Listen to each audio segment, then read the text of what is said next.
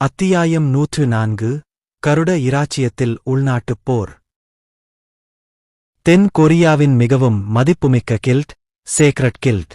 அதன் அந்தஸ்துக்கு ஏற்றவாறு உள்நாட்டிலும் வெளிப்புறத்திலும் அது விதிவிலக்கான தன்மையையும் கம்பீரத்தையும் வெளிப்படுத்தியது.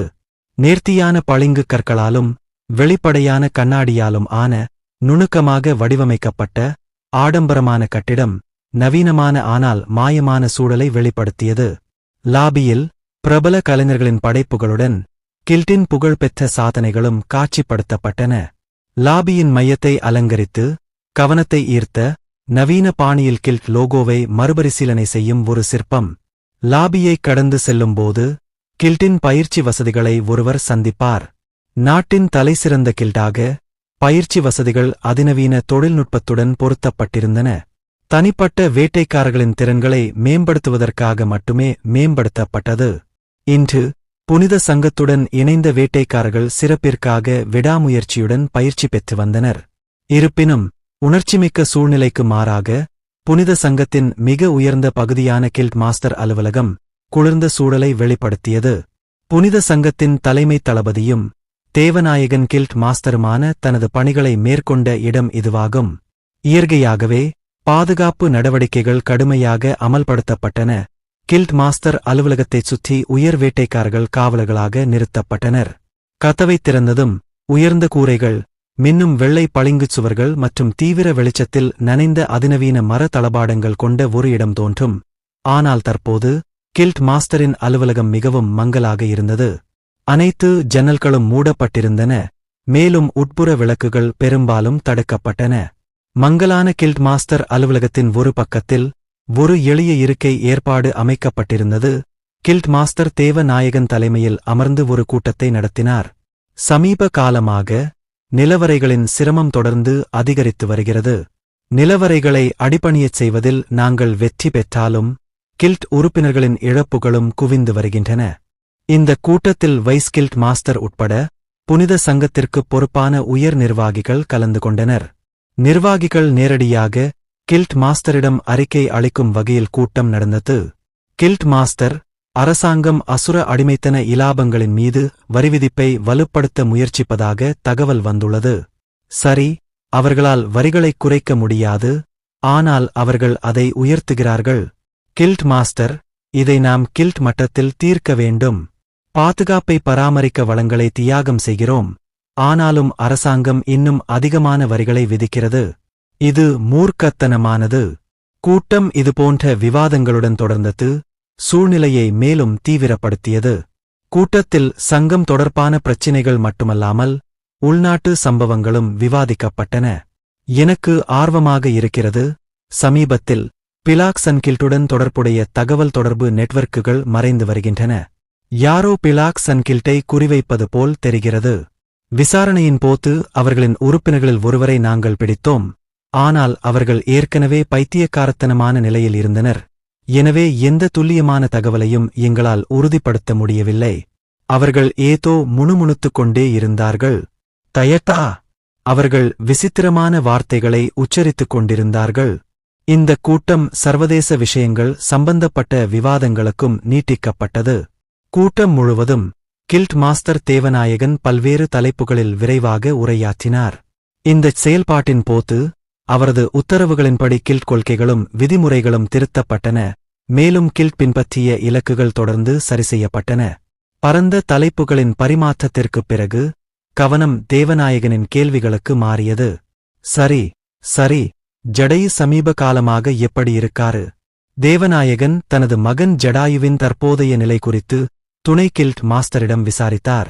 வெளியிலிருந்து பார்ப்பவருக்கு இந்த தருணம் ஒரு சாதாரண தந்தையின் கவலையாகத் தோன்றலாம். இருப்பினும் இங்கு இருந்தவர்கள் கில்ட் மாஸ்டரின் உண்மையான நோக்கங்களை நன்கு அறிந்திருந்தனர். தேவநாயகனின் கேள்விக்கு பதிலளிக்கும் விதமாக துணைக்குழு தலைவர் மழுங்கிய தொனியில் பதிலளித்தார். உண்மையில் கடந்த சம்பவத்திலிருந்து ஜடாயு மாறிக்கொண்டே இருக்கிறார்.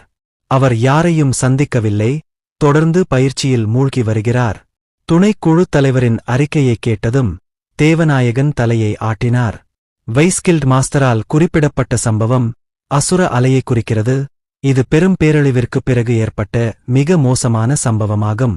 அதிர்ஷ்டவசமாக இதனால் குறிப்பிடத்தக்க சேதம் ஏற்படவில்லை. மாறாக தேவநாயகனுக்கு இது ஒரு நேர்மறையான திருப்புமுனையாக அமைந்தது. அந்த முட்டாள் இப்போது அவனுக்கு புத்தி வர வேண்டிய நேரம் வந்துவிட்டது. தாமதமாகிவிட்டாலும் அது அதிர்ஷ்டம்தான். அவரது குரலில் அதிருப்தியின் ஒரு சாயல் தெரிந்தது. சரி, அவர் கடினமாக உழைத்தால் நாம் அவரை ஆதரிப்பது இயல்பானதுதான். ஆனாலும் அவரது தொனி முற்றிலும் விரும்பத்தகாததாக இல்லை. தனது மூத்த மகன் இறுதியாக தனது செயலைச் செய்வது அதிர்ஷ்டம் என்று அவர் கருதினார். குறைந்தபட்சம் இந்த விஷயத்தில் அசுர அலை ஒரு ஆசீர்வாதமாக இருந்தது.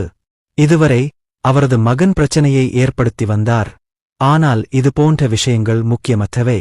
வலிமையே முதன்மையானதாக இருந்த உலகில் ஜடாயு பெரும் பலத்தை தொடருவார் என்று தேவநாயகன் நம்பினார்.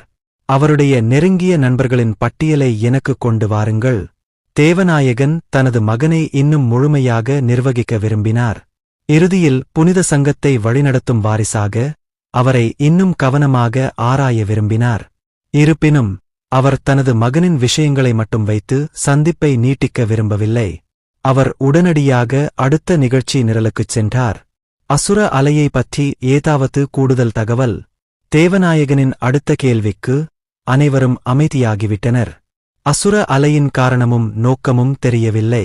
இது பலரை கேள்விக்குறிகளாக விட்டுச் சென்றதால் அரசாங்கத்தாலோ அல்லது நாட்டின் உயர்மட்ட குழுவான சேக்ரெட் கில்டாலோ கூட அதை புரிந்து கொள்ள முடியவில்லை. மேலும் அசுர அலை ஏற்பட்ட நிலவரை ஒரு தடயமும் இல்லாமல் மறைந்துவிட்டது. சிறைச்சாலையை நிர்வகித்த பீனிக்ஸ் கில்ட்டை அரசாங்கம் விசாரித்தது. ஆனால் அவர்களுக்கு எந்த பயனுள்ள தகவலும் கிடைக்கவில்லை. அனைவரின் கவனமும் பீனிக்ஸ் கில்ட் பக்கம் திரும்பியது. ஆனால் குறிப்பிடத்தக்க எதுவும் இல்லை. அதன் காரணமாக அந்த சம்பவம் இன்னும் மர்மமானதாக மாறியது. ஆனாலும் தேவநாயகன் அதைப் பற்றி கவலைப்பட்டதாக தெரியவில்லை. பீனிக்ஸ் கில்ட்டின் நிலவரை மேலாண்மையாக இருந்தாலும் சரி அல்லது அசுர அலையின் தலைவிதியாக இருந்தாலும் சரி, அவர் அதைப் பொருட்படுத்தவில்லை. அவரது ஆர்வங்கள் வேறு எங்காவது இருந்தன. மிக முக்கியமாக இது பிலாக் மாஸ்கின் இருப்பு. பிலாக் மாஸ்கை கண்காணிப்பதில் என்ன ஆனது? பிலாக் மாஸ்க் இருப்பதுதான் அவரது முதன்மையான கவலையாக இருந்தது.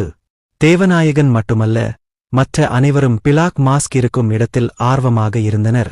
இந்த அசுர அலை சம்பவம் தொடர்பாக அரசாங்கமும் உயர்மட்டக் குழுக்களும் வெளிநாட்டுக் குழுக்களும் கூட பிலாக் மாஸ்கின் நகர்வுகளை துரத்திக் கொண்டிருந்தன. இருப்பினும் அனைத்து முயற்சிகளும் வீண். இந்த சூழ்நிலையில் அது ஒரு புனிதமான சங்கமாக இருந்தாலும் கூட அது வேறுபட்டதல்ல. கில்ட் மாஸ்டரின் கேள்விக்கு அவர்களால் பதில்களை வழங்க முடியவில்லை என்பது அதற்கு சான்றாகும். நாங்கள் எங்கள் தகவல் வலையமைப்பை முடிந்தவரை விரிவுபடுத்துகிறோம்.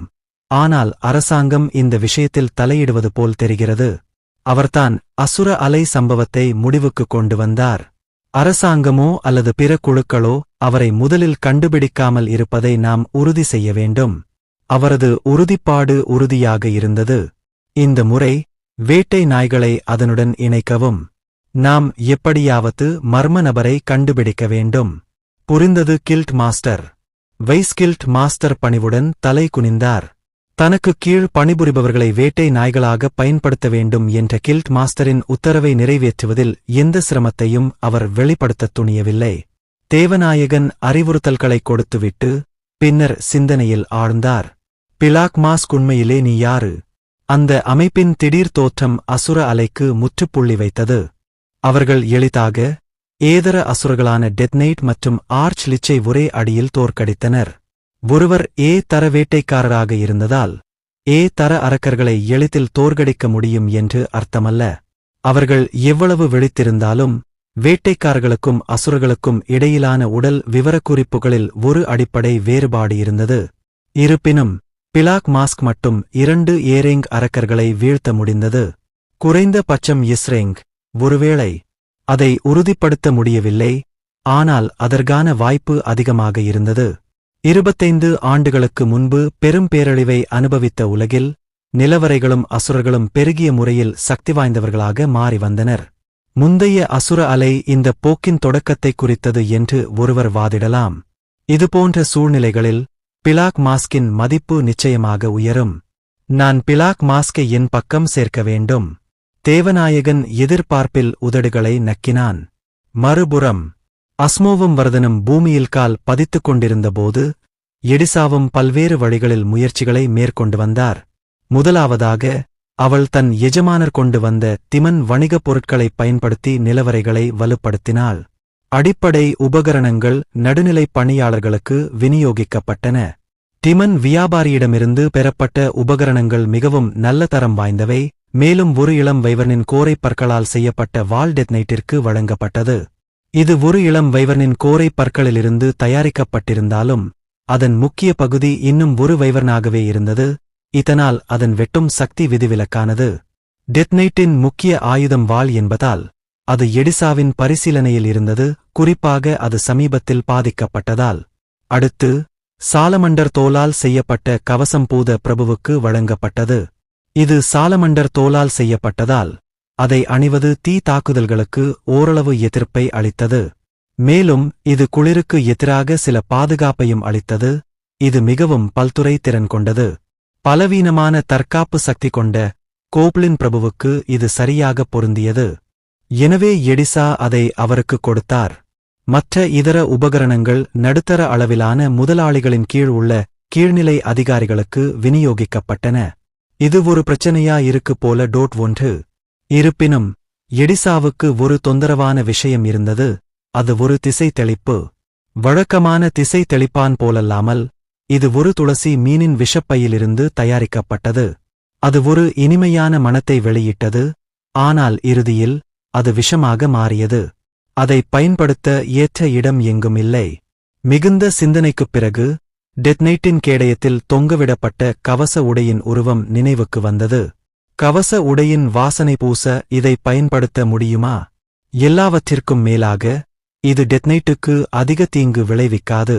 நிச்சயமாக அவள் நிலவரைக்குள் அதை பயன்படுத்துவதை தடை செய்ய வேண்டும். யோசித்துக் கொண்டே பொருட்களை விநியோகித்த பிறகு அடுத்த பணி பொறி நிறுவுதல் ஆகும். ஏலத்தில் இருந்து பெறப்பட்ட பொருட்களில் பொறிகளும் இருந்தன. அவற்றில் ஒன்று மானாவால் செயல்படுத்தப்பட்ட ஒரு பொறி. இது ஊடுருவும் நபர்களை கரியாக மாற்றியது. எடிசா 2வது மாடி பகுதி 1 இல் தயக்கமின்றி பொறியை நிறுவினார். 2வது தளம் பகுதி 1. அது நிலவரையில் சமீபத்தில் விரிவாக்கப்பட்ட பகுதி. ஏற்கனவே உள்ள முதல் தளத்திற்கு அப்பால் நிலத்தடியில் 2வது தளம் உருவாக்கப்பட்டு பயன்படுத்த அதிக இடம் கிடைத்தது.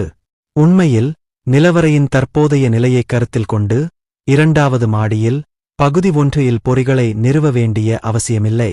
எஜமானருக்கு விசுவாசமான பல்வேறு துணை அதிகாரிகள் ஏற்கனவே 1வது மாடியில் நிறுத்தப்பட்டிருந்தனர். ஊடுருவும் நபர்கள் தோன்றினாலும் அவர்களால் நிலவரையின் மையப்பகுதியில் கூட கால் வைக்க முடியாது. 2வது மாடியில் கூட கால் வைக்க முடியாது. இருப்பினும் எடிசாவின் மனதில் வேறு திட்டங்கள் இருந்ததால் 2வது மாடியில் ஏரியா 1 இல் பொறிகளை நிறுவினாள். தகவல்களை கையாளும் ஒரு துறையை நான் இங்கே நிறுவப் போகிறேன். தகவல்களைக் கையாளும் துறையில் ஏன் மின்சாரப் பொறி இருக்க வேண்டும்? அவள் அருகில் இருந்த எலும்புக்கூடு குதிரை தலையை சாய்த்தது. ஆனால் எடிசா வெறுமனே சிரித்தாள். நாம் மனிதர்களை இங்கே வைத்தால் அவர்கள் தாங்களாகவே தகவல்களைப் பகிர்ந்து கொள்வார்கள் அல்லவா? தகவல்களைக் கையாளும் ஒரு துறையில் தகவலே வாழ்க்கையாக இருந்தது. இதன் பொருள் எதிராளியின் தகவல்களை விரைவாகப் பெறுவது மிக முக்கியமானது. அந்த நோக்கத்திற்காக எடிசா சித்திரவதையை ஒரு வழிமுறையாகத் தேர்ந்தெடுத்தாள். ஒரு குழந்தை புதிய பொம்மையைப் பெறுவது போல அவள் குரல் மகிழ்ச்சியால் நிறைந்திருந்தது. தற்போதைய சூழ்நிலையில் எடிசா மிகவும் மகிழ்ச்சியடைந்தாள்.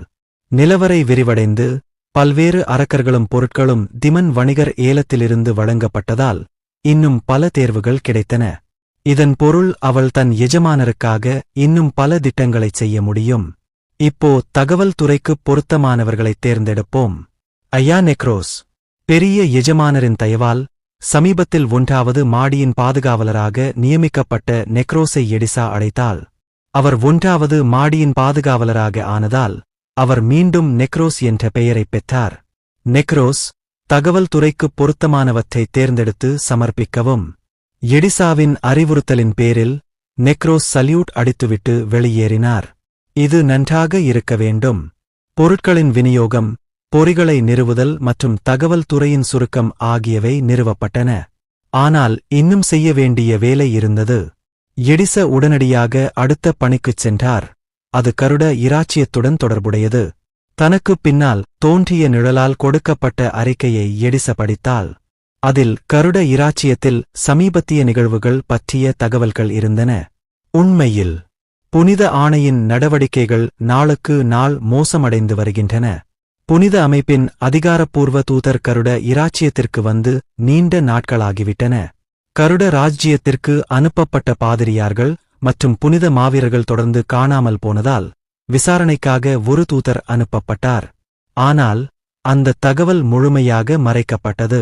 அது நிலவறைக்குள் நடந்த ஒரு நிகழ்வு என்பதால் அதைப் பற்றி யாருக்கும் தெரியாது. இளவரசி எலெனா எந்த நடவடிக்கையும் எடுக்க வேண்டாம் என்றும் எடிசா உத்தரவிட்டார். இதன் விளைவாக புனித ஆணையின் நடவடிக்கைகள் மோசமடைந்தன. எந்தவொரு கணிசமான ஆதாயங்களும் இல்லாமல் அது புனிதர் ஆணையை நோக்கி அவநம்பிக்கையுடன் மாறிக்கொண்டிருந்தது. இருப்பினும் அவர்களால் வெறும் சந்தேகங்களின் அடிப்படையில் அரச குடும்பத்தினரையோ அல்லது பிரபுக்களையோ குற்றம் சாட்ட முடியவில்லை. இதனால் பொதுமக்கள் பெரிதும் பாதிக்கப்பட்டனர். இதன் காரணமாக கருட இராச்சியத்தில் உள்ள மக்களின் உணர்வு புனித அமைப்பிலிருந்து விலகிச் சென்றது. இது போதுமானதாக இருக்க வேண்டும். நிச்சயமாக இதுவும் எடிசாவின் திட்டத்தின் ஒரு பகுதியாகும். எதிர்காலத்தில் அவள் கருட ராஜ்ஜியத்தை விழுங்க வேண்டியிருந்தது. இருப்பினும் இந்தச் செயல்பாட்டின் போது ஒழுங்கின் விதைகளை ராஜ்யத்திற்குள் விட்டுச் செல்ல வேண்டிய அவசியமில்லை. அவள் பார்த்த மனிதர்கள் தங்கள் பயங்களை மறக்க மதத்தில் மூழ்கிவிட முனைந்தனர். இதுவரை நிலவறைக்குள் நுழைந்த ஹண்டர்களை பார்த்தபோது இது உறுதியானது. எனவே ராஜ்யத்தின் மக்களை ஆணையின் செல்வாக்கிலிருந்து விலக்குவதே அவளுடைய நோக்கமாக இருந்தது. முடிவு வெற்றிகரமாக இருந்தது. அடுத்த திட்டத்திற்கு செல்வோம். இளவரசி எலெனாவிடம் சொல்லுங்கள். எலிகளை களையெடுக்கத் தயாராகச் சொல்லுங்கள். அவள் கட்டளைப்படி நிழல் குனிந்து மறைந்தது. இப்போது நமது மாஸ்டருக்கு விசுவாசமாக இருக்க ஒரு தேசத்தை உருவாக்குவோம். எடிசாவின் சதுரங்கக் காய்கள் பிரகாசிக்க வேண்டிய நேரம் இது.